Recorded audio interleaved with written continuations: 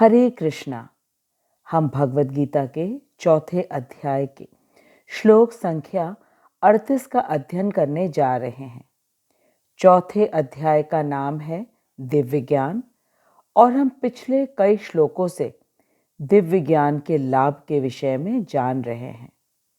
जैसे कि श्लोक संख्या 35 में भगवान ने बताया कि जो व्यक्ति गुरु परंपरा में स्थित गुरु के पास पूर्ण समर्पण की भावना से जो दिव्य ज्ञान को ग्रहण करने का प्रयास करेगा, वह कभी भी मोह से ग्रसित नहीं होगा। यहाँ ये जानना आवश्यक है कि मोह क्या होता है।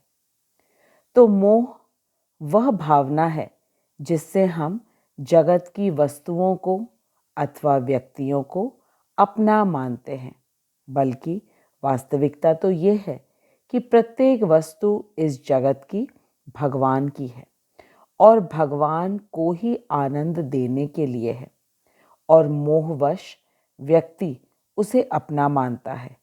लेकिन यदि योग्य गुरु का आश्रय ग्रहण किया जाए तो तुरंत ही माया का आवरण हट जाता है।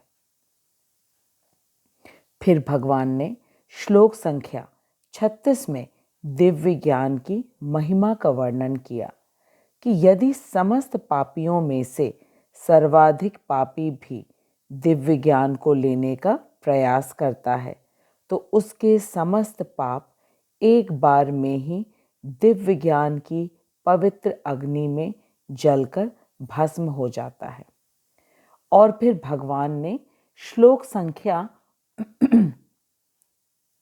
37 में, जो कि पिछले श्लोक में बताया, कि व्यक्ति के समस्त पाप और पुण्य कर्मफल दिव्य ज्ञान रूपी अग्नि में भस्म हो जाते हैं।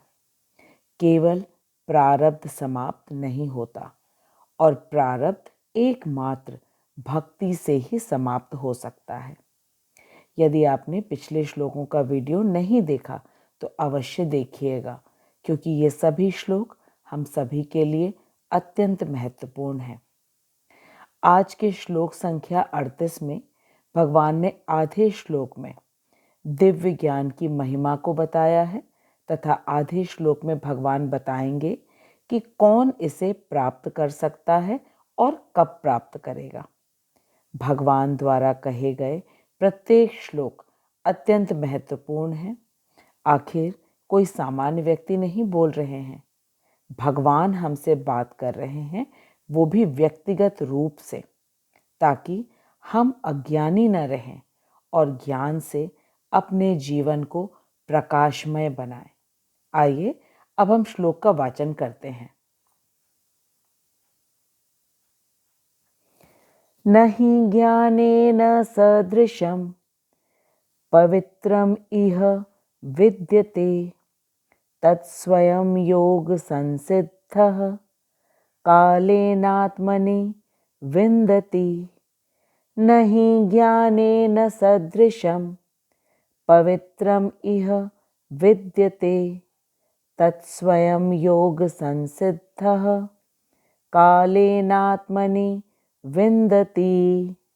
न कुछ भी नहीं, ही निश्चय ही, ज्ञानेन ज्ञान से, सदृशम तुलना में, पवित्रम पवित्र, इह इस संसार में, विद्यते है, तत् उस, स्वयं अपने आप, योग भक्ति में, संसिद्धः परिपक्व होने पर, कालेन यथा समय, आत्मनि अपने आप में, अंतर में, विन्दति आस्वादन करता है। भगवान आज के श्लोक में कह रहे हैं कि इस संसार में दिव्य ज्ञान के समान कुछ भी उदात्त तथा शुद्ध नहीं है। ऐसा ज्ञान समस्त योग का परिपक्व फल है। जो व्यक्ति भक्ति में सिद्ध हो जाता है, वह यथा समय अपने अंतर में इस ज्ञान का आस्वादन करता है। भगवान कह रहे हैं, न ही ज्ञानेन सदृशम पवित्रम इह विद्यते। इस संसार में दिव्य ज्ञान के समान कुछ भी उदात्त तथा शुद्ध नहीं है, और ऐसा ज्ञान समस्त योग का परिपक्व फल है, तत्स्वयं योग संसिद्धम। और जो व्यक्ति भक्ति में सिद्ध हो जाता है, वह यथा समय अपने अंतर में इस ज्ञान का आस्वादन करता है। कालेनात्मनि विन्दति। आइए अब हम इस श्लोक को श्रील प्रभुपाद के तात्पर्य को पढ़कर अच्छी तरह समझते हैं। जगत गुरु श्रील प्रभुपाद की जय, अनंत कोटि वैष्णवों की जय, सभी आचार्यों की जय, मेरे शिक्षा गुरु हिज ग्रेस हरिमोहन प्रभु जी की जय।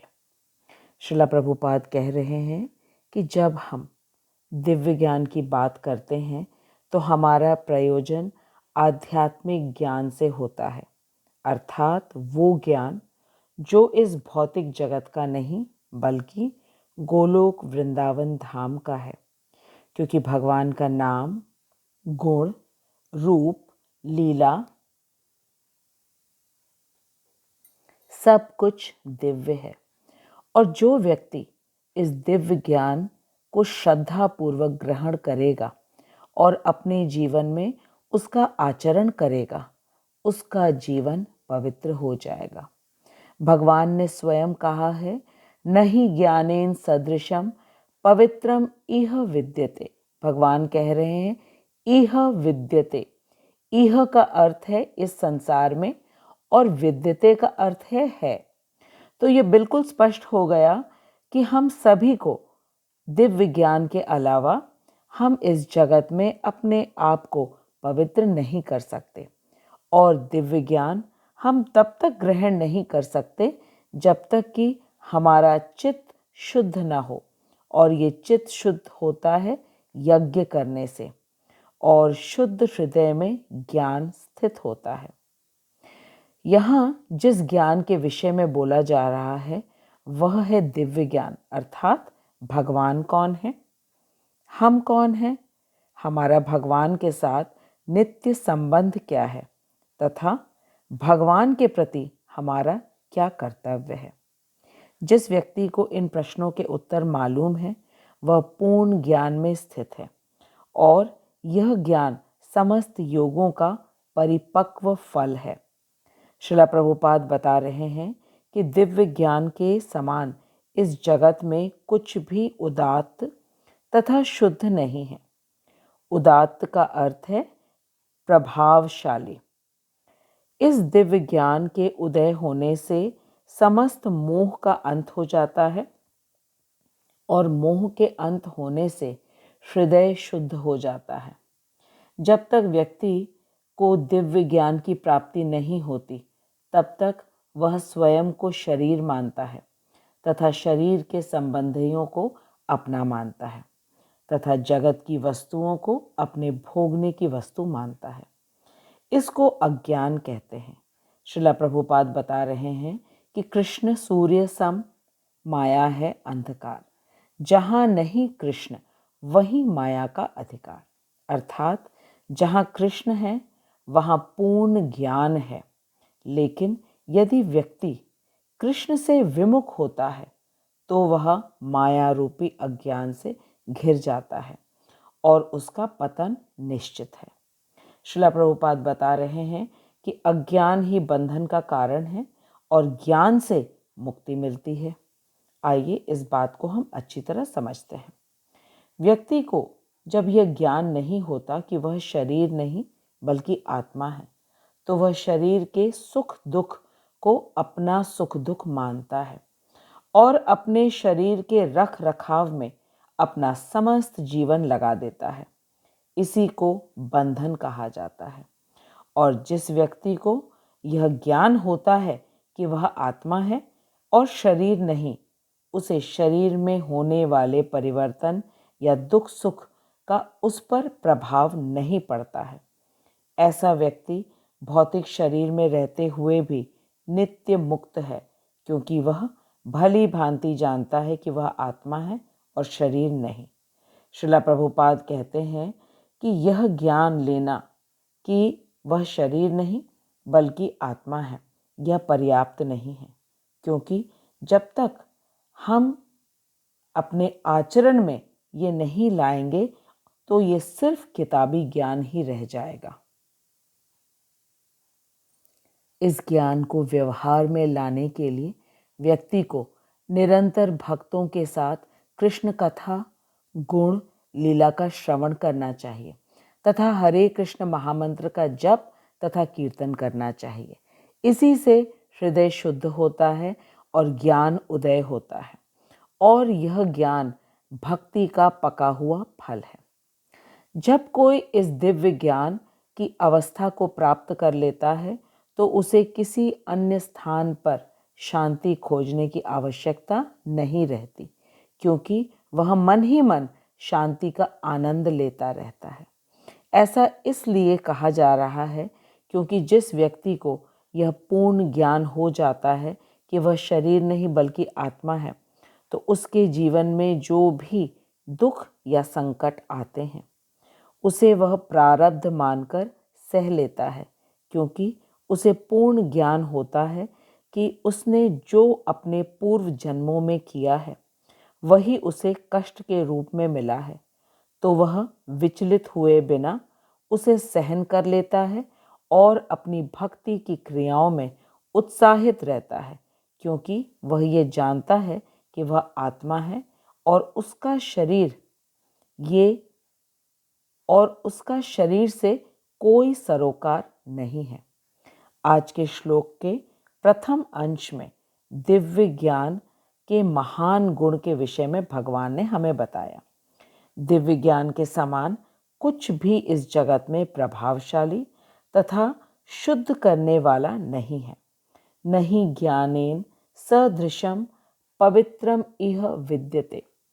और श्लोक के अंत में भगवान ने बताया कि कौन व्यक्ति इस दिव्य ज्ञान को प्राप्त करेगा और कब करेगा। तत्स्वयं योग संसिद्धः कालेनात्मनि विन्दति। अर्थात जो व्यक्ति भक्ति में सिद्ध हो जाता है वही यथा समय अपने अंतर में इस ज्ञान का आस्वादन करता है। यहाँ स्पष्ट रूप से ये बताया गया है कि जो भक्ति के विभिन्न अंगों में से किसी एक का या एक से अधिक अंग का पालन करता है वही समय आने पर अपने अंतर मन में आनंद की अनुभूति का रसास्वादन कर पाता है। भक्ति के 9 अंग हैं जिनके बारे में हमने पहले भी चर्चा किया है, और उन 9 अंगों में से प्रमुख हैं श्रवण, कीर्तन तथा स्मरण। यदि कोई भगवान के नाम, रूप, गुण, लीला का श्रवण कर ले शुद्ध भक्तों के श्रीमुख से, तो उसमें निश्चित ही परिवर्तन आ जाएगा, और फिर श्रवण के बाद वह स्वयं उसका कीर्तन करे, अर्थात भगवान के विषय में अन्यों को बताए, नाम जप करे। इस प्रकार भगवान की कृपा से उसके स्मरण में भगवान आ जाएंगे। यही तो हमारा मुख्य लक्ष्य है कि भगवान हमेशा हमारी स्मृति में रहें और हम उन्हें एक क्षण के लिए भी ना भूलें। लेकिन इसके लिए अभ्यास की आवश्यकता है। जिस प्रकार संसार की सभी नश्वर वस्तुओं को भी प्राप्त करने के लिए व्यक्ति को कठिन अभ्यास करना पड़ता है, तो ये तो भगवान को प्राप्त करने की बात हो रही है, जो कि मनुष्य जीवन का एकमात्र लक्ष्य है, और इस लक्ष्य को प्राप्त करने से व्यक्ति परम शांति प्राप्त करता है। श्रीला प्रभुपाद बता रहे हैं कि भगवत गीता के 5वें अध्याय के श्लोक संख्या 29 में भगवान ने बताया है, भोक्तारम यज्ञ तपसाम सर्वलोक महेश्वरम सुहृदम सर्वभूतानाम ज्ञात्वा माम शांतिम ऋच्छति। भगवान कह रहे हैं कि जो व्यक्ति मुझे समस्त यज्ञों तथा तपस्याओं का परम भोक्ता, समस्त लोकों तथा देवताओं का परमेश्वर एवं समस्त जीवों का उपकारी एवं हितैषी के रूप में जानकर मेरे भावनामृत से पूर्ण रहता है, वह समस्त भौतिक दुखों से शांति लाभ करता है।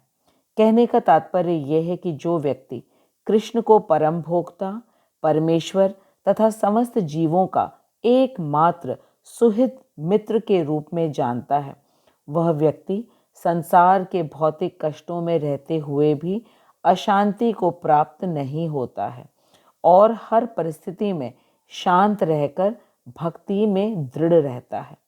श्रीला प्रभुपाद बताते हैं कि भक्ति अंदर की वस्तु है, भक्ति आत्मा की क्रिया है, लेकिन भक्ति का पोषण श्रवण, कीर्तन, स्मरण से होता है। जिस प्रकार एक छोटे से बीज में एक बड़ा वृक्ष सोया रहता है, लेकिन जब उसे बाहर से जल, सूर्य की किरणें तथा हवा मिलती है तो वह बीज अंकुरित होता है। ठीक इसी प्रकार हम सबकी आत्मा में भक्ति का बीज है, लेकिन हमें उसे सींचने की आवश्यकता है श्रवण, कीर्तन और स्मरण से, जो कि भक्ति के 3 मुख्य अंग हैं। श्रीला प्रभुपाद हमें वाल्मीकि जी के उदाहरण से बता रहे हैं कि भक्ति में किस प्रकार क्रमशः उन्नति किया जा सकता है। वाल्मीकि बनने से पहले एक डाकू थे और वे हर व्यक्ति को पकड़ लेते, उसे लूटते और मार डालते और उसकी उंगली काटकर माला बना के पहनते। एक बार नारद मुनि जंगल से सप्त ऋषियों के साथ जा रहे थे। रत्नाकर डाकू ने उन्हें पकड़ लिया। नारद मुनि ने उनसे कहा कि तुम ये जो पाप का काम करते हो, क्या तुम्हारे परिवार के लोग तुम्हारे पाप को भोगने में तुम्हारी मदद करेंगे? तब डाकू अपने परिवार वालों से पूछने के लिए गया। सभी ने मना कर दिया पाप भोगने से। तब डाकू की आंखें खुल गई और वह नारद मुनि के चरणों में आकर गिर गया। तब नारद मुनि ने उससे राम का नाम लेने के लिए कहा, तो डाकू ने कहा कि उसने अब तक तो केवल पाप ही पाप किया है, वह राम का नाम नहीं ले सकेगा। तब नारद मुनि ने उससे मरा मरा नाम जपने के लिए कहा और वह डाकू मरा मरा मरा मरा मरा मरा करते करते डाकू से वाल्मीकि बन गए और उन्होंने रामायण की रचना की। इस दिव्य उदाहरण से हमें यह अच्छी तरह समझ में आ गया कि भगवान और भगवान के नाम में कोई अंतर नहीं है, लेकिन व्यक्ति का हृदय जब जगत को भोगने की इच्छा से भरा होता है तब वह भक्ति नहीं कर पाता। लेकिन यदि वह भगवान का नाम जप करने लगे, कथा सुनने लगे, तो धीरे धीरे उसका चित्त शुद्ध हो जाएगा और वह भक्ति की क्रियाओं में दृढ़ हो जाएगा, क्योंकि उसको भक्ति के रस का आस्वादन अंतर मन से होने लगता है और उसका प्रमाण यह है कि वह बाह्य जगत की उथल पुथल से विचलित नहीं होता और चिर शांति का अनुभव करता है। आज प्रायः प्रत्येक व्यक्ति के पास धन, संपत्ति, अच्छा स्वास्थ्य तथा घर परिवार है। अगर नहीं है तो केवल शांति नहीं है, और शांति तो केवल दिव्य ज्ञान से ही प्राप्त होती है। और दिव्य ज्ञान को प्राप्त करने के लिए व्यक्ति को योग्य गुरु के पास जाना चाहिए, फिर पूर्ण समर्पण की भावना से गुरु के आदेश का पालन करना चाहिए। शुरू में भक्ति के नियम अवश्य ही कठिन लगेंगे, लेकिन जैसे जैसे व्यक्ति का हृदय शुद्ध होता जाएगा, उसे भक्ति में परम शांति का अनुभव होगा और शांति का अनुभव होते ही वह भक्ति में दृढ़ हो जाएगा। भगवान ने हमें भगवत गीता इसलिए दी है ताकि हम मनुष्य जीवन को भक्तिमय बना सके और भगवत प्राप्ति कर सके, जो कि मनुष्य जीवन का एकमात्र लक्ष्य है और मनुष्य जीवन में ही संभव है। श्रीला प्रभुपाद कहते हैं कि यह मनुष्य देह बहुत दुर्लभ है और इसे खाने पीने, सोने और संतान उत्पत्ति में यूं ही नहीं गंवा देना चाहिए। इस मनुष्य देह को हरि भक्ति में लगाना चाहिए, जिससे कि परम शांति और भगवत सेवा की प्राप्ति हो सके। दूसरे शब्दों में, ज्ञान के बिना शांति नहीं और शांति के बिना भक्ति संभव नहीं है। इसलिए हमें पूर्ण ज्ञान लेकर कृष्ण भावना भावित पथ पर अग्रसर होना चाहिए। यही भगवत गीता का पूर्ण सार है कि मनुष्य का चंचल मन येन केन प्रकारेण कृष्ण भक्ति में लगे और उसका सुदुर्लभ मनुष्य जीवन सफल हो जाए। मैं श्रीला प्रभुपाद और अपने शिक्षा गुरु हिज ग्रेस हरिमोहन दास प्रभु जी को दंडवत प्रणाम करती हूँ, जिनकी कृपा से हम भगवत गीता के परम गुह्य ज्ञान को सरलता से समझ पा रहे हैं। अब हम अगले श्लोक में ये जानेंगे कि श्रद्धावान व्यक्ति कौन होता है और परम सिद्धि कैसे प्राप्त की जा सकती है। तब तक हम हरे कृष्ण महामंत्र का जप करें और सदा प्रसन्न रहें। आप अपने अनुभव कमेंट बॉक्स में अवश्य लिखिएगा और यदि कोई प्रश्न हो उसे भी लिखिएगा। मैं श्रील प्रभुपाद की कृपा से आपके प्रश्नों का उत्तर देने का अवश्य ही प्रयास करूंगी। तब तक आप हरे कृष्ण महामंत्र का जप करिए, प्रसन्न रहिए और सदा श्रील प्रभुपाद को धन्यवाद दीजिए और इससे हमारा मनुष्य जीवन सफल हो जाएगा। जगत गुरु श्रील प्रभुपाद की जय, अनंत कोटि वैष्णवों की जय। हरे कृष्णा।